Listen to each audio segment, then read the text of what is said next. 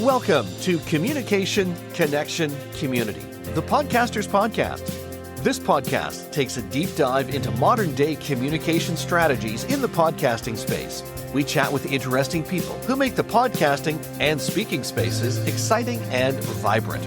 We also dive into the podcasting community with news, updates, latest trends and topics from this ever-evolving space. So strap in. It's going to be one amazing ride. Let's dive into today's episode. When it comes to podcasting, you just have to start. I know there's probably a few more moving parts to it than that, but really you just have to begin.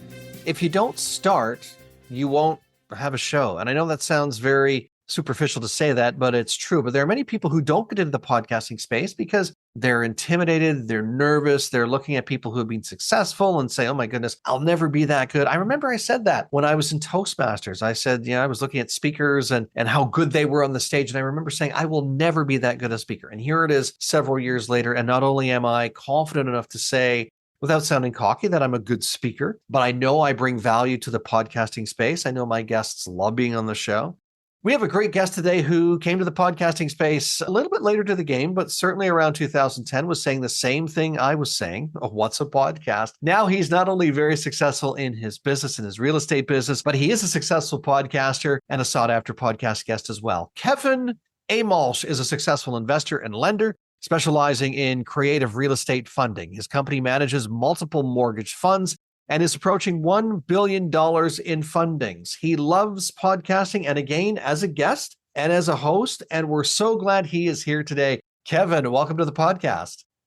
Earl, thank you so much for that intro and for inviting me on your podcast. I'm super excited to be here. I'm so glad you're here, my friend. It's great to chat with somebody who lives, sleeps, breathes, well, maybe not in the same amount that I do, but understands podcasting other than by asking what's a podcast, which I remember doing back in 2012 when I first heard about podcasts. We're cut from a similar piece of cloth already. I like this. And you spent a lot of time in the real estate space. What brought you into real estate? Which came first, the podcast or the real estate? I'm assuming the real estate. Oh yeah, the real estate long time ago. I was 21 years old, Carl, when I bought my very first property. I was in the military at the time, and I was saving a little bit of money. Have a lot of expenses when you're in the military. So I was like, what should I do with this money? And I just started reading books and trying to educate myself. And everything was pointing me to real estate. It's where more millionaires make or hold their wealth than any other asset. So I just focused in on that. And I bought my first house, got out of the military, moved into it with some roommates, moved out of it, kept it as a rental. And that was my first rental property. I guess the rest is history, as they say. Congratulations on the success. I know you've been very successful at it. You don't come to that $1 billion mark without some success, trials and tribulations along the way as well. And it's interesting what you said about the folks who are really successful. They typically have some real estate behind them. They might do something else, or their companies might do other things or be known for other things, but there's definitely or usually kind of a connection to real estate as well.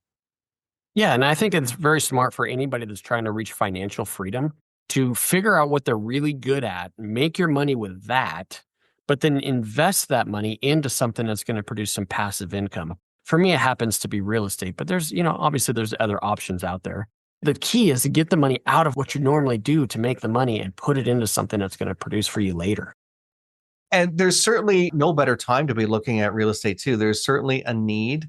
In your country, you're in the US down in Denver. I'm in Canada. There's a need on both sides of the border for real estate and the right investments, the right people to look at various types of real estates. Certainly, if this is something that is piquing your interest as you're hearing this, and yes, we're going to be talking about podcasting because we always do, then definitely Kevin's a guy you should reach out to because he certainly has the knowledge and the wisdom to do that. Just quickly before we do switch to podcasting, what type of real estate? Yeah, you said you bought your first house. What type of real estate are you investing in? What area of real estate are you focusing on now?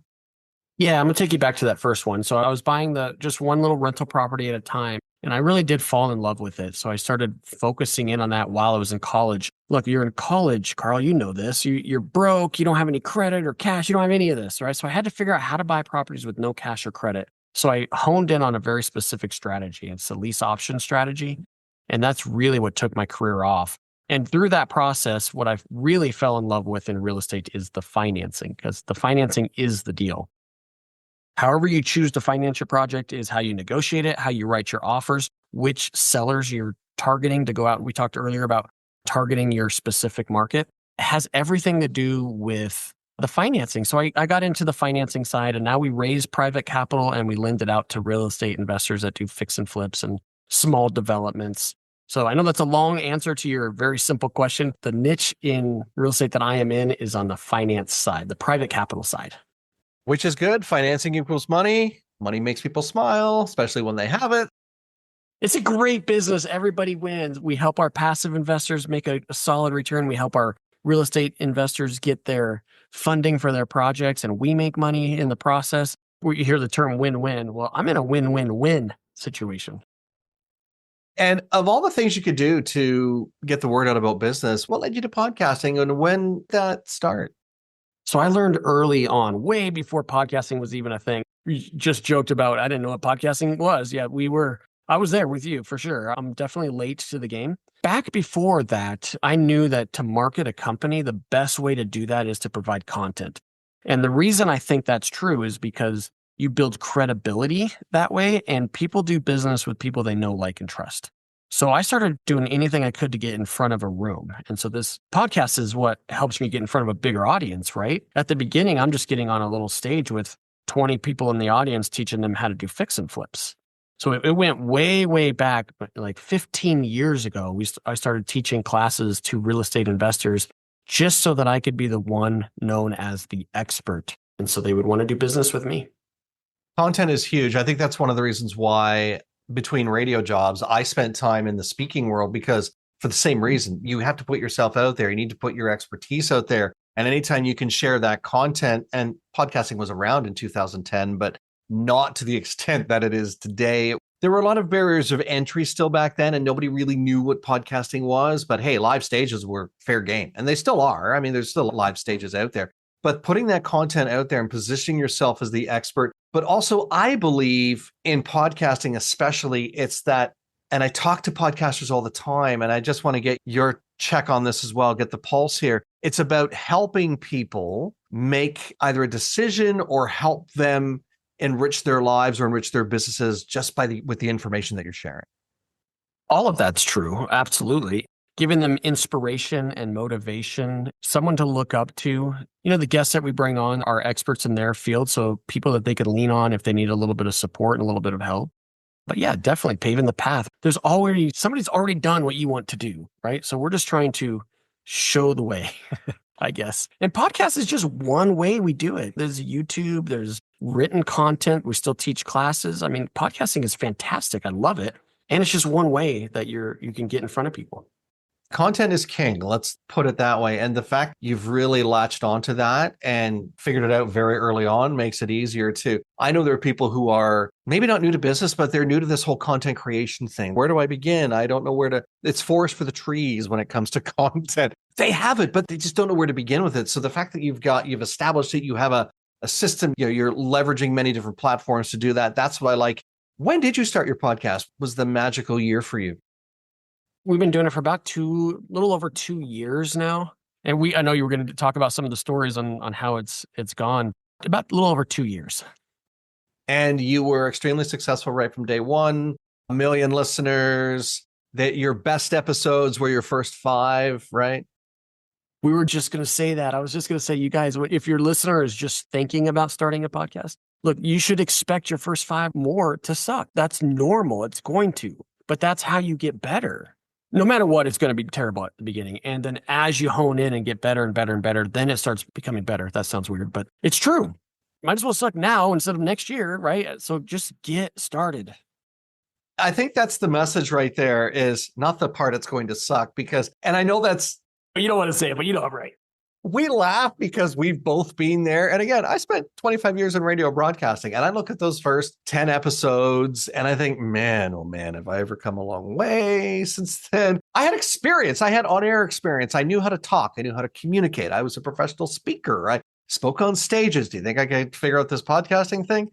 I did, but they weren't great episodes compared to what I'm doing now. But the other thing too that I like that you hit on is just start, because you need to get that thing, whatever it is, in motion. Be it a podcast, start your YouTube channel, because that's what's going to make a difference. You can't hide behind the fact that, especially now. It used to be that if you weren't blogging, if you didn't have a podcast, you didn't have a YouTube channel, okay, you could still get by. But now everything is so derivative or is so driven towards content. Social media is driven towards how much content are you putting out there? How much content on your LinkedIn?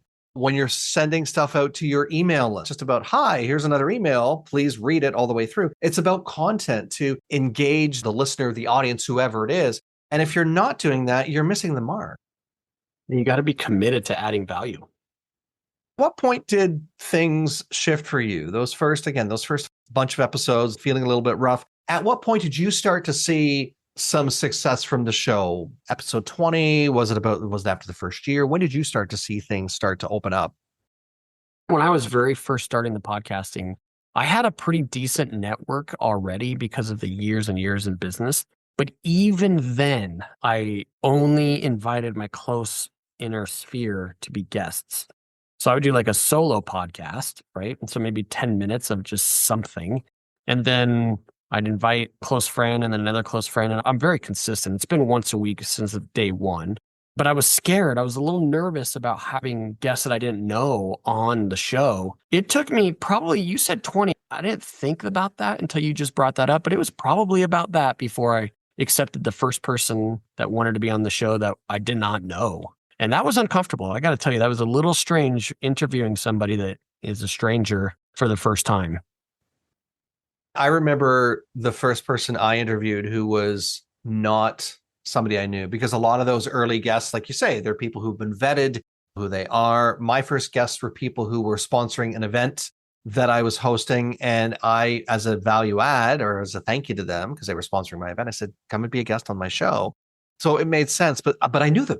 I knew those people. The first person who I brought on my show, and I remember, I was like, wow, is this going to work out? Is this a thing? People actually, and it actually did work out pretty good. There's a lot of question marks. Yes, for sure. Good enough for this person? Because you start to also question yourself, because you look at what their credentials are. At least I did. I look at their credentials. Wow, they've done something phenomenal in this area. I look at mine and go, oops, I haven't done that. So you start to also do that, as I have a coach call it, the itty bitty shitty committee, going on in your head, going, oh, okay, is this going to work out? But it has always worked out. And I've learned how to also vet those guests who are coming across my email who maybe aren't a good fit. I'm still very polite and cordial. I'll say, you know what, thanks for reaching out. It's really not a great fit, and sometimes I'll even give them an idea of somebody else, another show they can get on if I'm not thinking they are a fit. I agree with all of that. So at the very beginning, to take us back to that time, I would do a lot of prep. So, and you probably do a lot of prep now. Now I don't care as much about that. I'll read the background and a little bio and then call it a day and jump on with them and just have a conversation. Because for me, and like you, very just conversation, right? So it's actually not that hard. But at the beginning, I was like studying them and trying to learn all about them so that I could have a great interview. It's much harder to be the interviewer than the interviewee. So I would say, yeah, put in some effort to begin with. And then once you start getting comfortable, I don't know that that's so necessary. And give yourself time. Like, understand that you're probably, if you haven't experienced this yet, you're feeling that this is a long game, not a short game. It's not, let's do a bunch of episodes and call it a day. It's no, you have to consistently be doing it. I attune it to almost anything. But if you want to get in shape, but lose 20 pounds, whatever it is, you can't eat 4 salads and think that's all you need to do. You need to consistently do things to improve yourself, just like you did back in college when you were first looking at real estate. I'm assuming you knew very little about it and learned fairly quickly. But you didn't stop at 1 or 2 or 3. You kept going because you could see where this was heading, even if there were times back then that it seemed, because I'm assuming there were challenges in the business as well. We're not just talking about podcasting. I'm assuming there have been challenges in that area as well.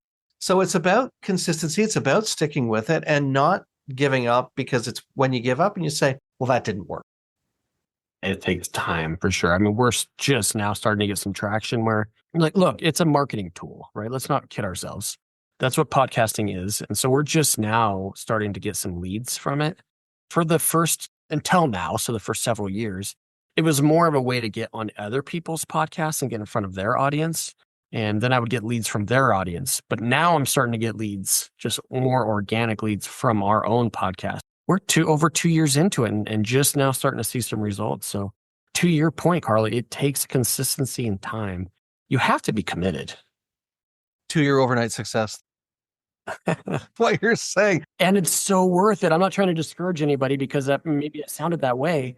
I'm just being real. It's hard and it takes time, but it's so worth it. And I think that it's good to have this conversation. And I've had it with other guests too. But the main thing is, firstly, just do it. Just get started. Allow yourself to immerse yourself in it. Understand it's a long game, not a short game. But audiences aren't stupid. Audiences are very critical. I know that there are people who say, well, audiences are understanding. If you make a mistake, it's okay. It's okay, but audiences are very critical. When you look at reasons why people will tune out a podcast, it's usually related to quality. The host is boring. The guests aren't adding impact. Many different reasons, but if it's quality, if it sounds like crap, which is why those don't gauge it on those first 5 episodes, because those might be crappy episodes. But if it sounds like crap, if your guests aren't properly vetted, if you're just speaking for the sake of having your voice heard, it's going to be a rough and bumpy ride. And you're going to want to throw your hands in the air and say, this isn't working. But understand that audiences are critical. So when you're approaching this, and Kevin, I'm assuming you do this now. I don't know if you did it in the beginning, but you're approaching it thinking of the audience all the time. Is this a quality product or a quality guest that I'm going to bring forward to my audience? Because if not, it ain't happening. Yeah. No, I still think about the audience. Even right now, I'm talking to you, I'm thinking about the listener. What can I do to add value to them? I think that's the mindset you have to have going into YouTubing, podcasting, blogging, any of that. Which came first for you? I don't think I've asked you this question yet. Which came first, the podcast guesting or the podcast itself? Or did they both sort of happen hand in glove? They both kind of happened at the same time. Yeah, you did not ask that question, and it's a very easy one to answer. It was definitely the guesting, because I've been speaking. I wrote a couple of books, and I've spoke on stages, and so I would get invited without Podmatch or any of these other tools that we have. I would get invited to guest on other podcasts, and then I would do that because it was just so much fun, right? And then I would get some leads from their audience, and so then I started thinking, like, how can I get more invites to be on more podcasts? And so that was really the driving force to start our own. And it turned into much more than that. But really I was guesting, I was seeing results. How can I get on more shows? And a great journey it's been. That's what led you to where you are now. Biggest lesson you've learned from being in the podcasting space? I mean, other than consistency, that's the one that comes, it's so obvious that we've already covered. Biggest lesson learned, you could produce episodes and not ever post them. If you're practicing and the guest is not something that fits your culture or fits the messaging you're trying to get in front of your audience, and don't post it. I don't think you have any obligation to anybody. And I don't think you should not start podcasting because you're worried that you're going to have a bad episode, right? I don't know if that answers your question, but that's what's coming to my mind when you ask that. No, that's totally a great answer. And you're right. I think there are episodes that are great, and there are episodes that even if you vet your guest, you might think that's not going to hit the airwave. It just didn't turn out the way you were wanting. And you have that choice as a podcaster to air that episode or to not air that episode. And you also have that choice as a podcaster to let the guest know, I'm not airing it for this reason, and decide, should we have another conversation and try doing it again? You have that option. And that's what I like about this space. It's not like you're handcuffed to, when I was in the radio world, we would have guests come in our studio on a regular basis, and we never booked them. Usually it was the sales department or promotions department would get, or the music department would book somebody to come and be a guest. You usually didn't have control over who was coming in. And you were live. And you're live, and you have to make the best of it. Although later in my career, we would record those interviews just in case you never knew sometimes what people were going to say. Gave you a chance to edit and clean it up. So if they did say something controversial or dropped an F-bomb or something like that, that you could tidy it up a little bit, definitely. But in this space, you have full control. I know there are podcast episodes of mine where I've been a guest that they haven't aired. I know that. And I don't know if that's because I suck or just the podcaster got too busy and didn't have time to air it. I don't know. But I don't really care. All I know is that I've been in the space. I've been consistent in the space. That goes back to the consistency. If you're consistent, and I think if you also approach it with understanding that this is not going to be, you're not going to become an overnight success just because you started a podcast. You're not going to be the next big influencer. I hate that word, by the way, but it's the only way I think I can describe it. You're not going to be that big influencer that thinks that, oh, because I have a podcast and it's on YouTube, everyone's going to find me and love me and I'll be great. It doesn't work that way. And all of that's accurate. And I agree 100% with everything you said. And I want to add this, Carl, because I think this is important too. And I'm just thinking about it right now. Like, this is one of the things that hang people up is they overthink, right? We know this. So we start thinking about, well, how long should my episode? What's the thumbnail? What's the logo? And then you don't start, like, who cares? There's so much research out there on time. You have like Joe Rogan, that's long form, that's 3 hours long and performs the best, right? The best that's out there. And then you have 10-minute episodes that perform millions of views. All work. So don't get hung up on any specific thing. Just record and have fun. Just record, just do it. Have some fun. Yes. I'm glad you mentioned that about the big show and the smaller show, because I think that's one of the hangups that we get our brains. Well, it has to be like any of the thinking movies here. It has to be like a trilogy. It has to be like a big, long draw. If Joe Rogan's doing it and he's successful, that's the path to success. No, understand that Joe Rogan is successful not because he has a podcast, because of what he's done before that has allowed him to now establish himself on this platform called podcasting and have a completely different show. Well, maybe not completely different, because he had us do some weird things on his show that he had. So of course he's already paved that way. Same as Oprah Winfrey. Oprah Winfrey is successful not because she has a podcast, because of everything else she's done in her career that has led up to that. What have you done that's allowed you to reach the level of success Kevin has done? That's what's going to lead you to the next thing. And if it's a podcast, great. If it's a book, write a book. Actually, I would say do both. Launch a podcast and write a book. Do them concurrently if you can, because they will feed into one another. Oh my goodness, Kevin.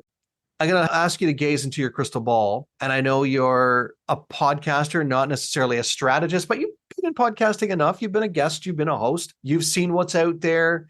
You've seen a variety of shows, I'm assuming, been on a variety of shows. Where do you think podcasting is headed in the next, let's say, 2 to 5 years? What's your gut telling you? Well, I don't think that it's headed. I mean, I think it's headed right where it's been headed the last decade. I mean, you said there's podcasting 15 years ago. I didn't even know that. I think it's just been growing and growing and growing. I think it's going to continue that trajectory because it's such an easy way to get information that we're looking for. Now, I will also say this. It's very broad information, though. So you can get a lot of information, but it's broad. So you still do need the other sources of information. But I mean, do you know anybody, Carl, that's in their car that's successful, like high achiever business type people that are in their car not listening to podcasts anymore? Everybody's listening to podcasts. All you got to do is find the niche that you want to speak to and create that. People will listen.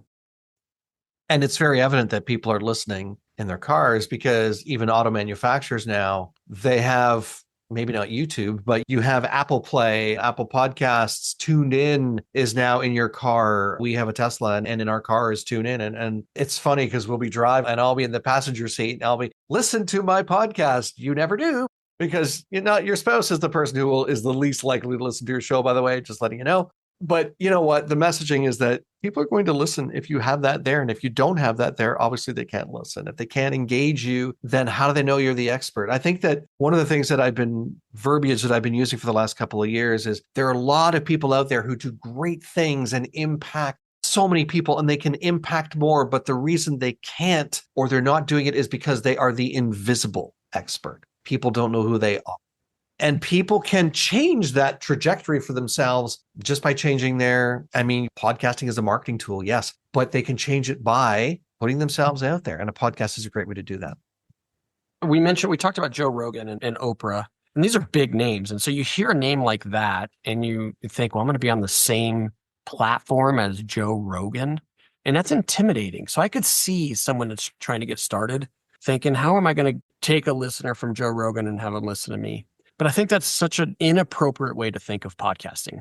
First of all, Joe Rogan's audience is very broad. You're going to be very focused, I would assume. So don't get hung up on that either.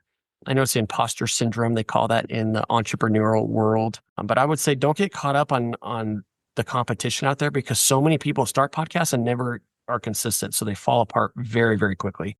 So the amount of podcasts that are actually active is nowhere near what you think they are. And you can compete with Joe Rogan and Oprah if you have a different message to a different audience.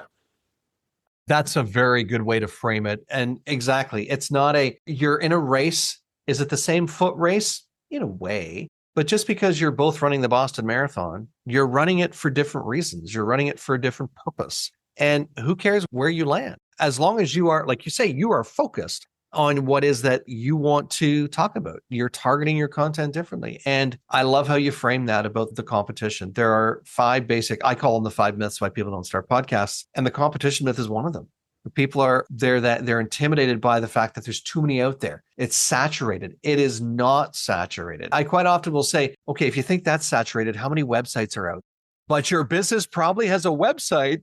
You don't want to be the last one in the Google search, but everyone starts somewhere. So, oh my goodness, Kevin, this has been a great conversation. We can talk about this forever, but I want to give you the opportunity to share with our listeners. You have a great resource for people who are interested in the real estate space. Tell us about this report that you have. So I wrote a report. So in real estate, there's ups and downs, markets move. And people are very nervous because of 2008 when there was a credit crash. That took out more wealth out of the United States than even the Great Depression. Statistically, it was worse than the Great Depression. And a lot of us lived through that, right? When you go through a time like that, obviously it helps make millionaires too, by the way. More millionaires are made in downturns than upturns. But going through something like that is very scary. So when you see what's going on now, especially with an administration turnover and inflation that's really sticky, it's not moving, high interest rates, trying to get that under control, unemployment not moving, which is surprising everybody, right? There's a lot of confusion and concern. Are we at a 2008 again? And how do I protect myself? So I wrote a report comparing now to that, 2008 crash, but one that's more similar, which is the 1990s crash coming out of the savings and loans crisis. I don't want to go into a ton of detail with that. It's all in the report. So you could see exactly the similarities and differences between those 2 crashes to today and how we could prepare and protect our assets. So that's thepinereport.com. Fantastic. We'll make sure that link is in the show notes, Kevin, as well as we'll put a link to the podcast as well, which is the Real Estate Educators Podcast. The website will be there. All the social handles, it'll all be in the show notes for you to connect with Kevin. And I encourage you to do that. If you like what we've been chatting about today and you want to find out more about Kevin's journey and how he can support you, by all means do that. Oh my goodness, Kevin, before I turn you loose to either record another podcast episode or help somebody in the real estate space, I will give you the final thought. You told me to keep this short, and I'm going to. You also warned me that this was coming. I think about momentum, like done some spring cleaning around the house or something, and you just don't know where to start. Once you start, move something, then something else, and then you just start feeling good about yourself, and by the next thing you know, you're like in it, and you want to keep working. So we call that momentum. And that's really one of the keys to business success is building that momentum. But you can't build momentum until you start. I'm saying this again, even though we've beaten this to death, Carl. You have to start. So I think I'd just end with a quote that don't underestimate the power of your actions. One small step can change your life. Kevin, that's a great place to end it. Kevin Amolsch, thank you so much for being my guest today. Thanks, Carl. And hey, thank you for being a part of the show today. So glad you could join us. Believe it or not, I can't work this magic by myself. So thanks to my amazing team, our audio engineer, Dom Carillio, our sonic branding genius, Kenton Dilborowski, and the person who works the arms, all of our arms actually, our project manager and my trusty assistant, Jilabel Tiongo, known to us here simply as July. If you like what you heard today, let us know. You can leave us a comment or review or even send us a voice note. And if you really liked it, we hope you'll share it with your friends and your colleagues. If you don't like what you heard today, well, please feel free to share it with your enemies. And if you know of someone who would make a great guest on the show, let us know about it. You can get in touch with us by going to our show notes where all of our connection points are there, including the links to our website, LinkedIn, and Facebook as well. And if you're ready to be a guest on podcasts or even start your own show, let's have a conversation. We'll show you the simplest way to get into the podcasting space and rock it. Because, after all, we're Podcast Solutions Made Simple. Catch you again next time.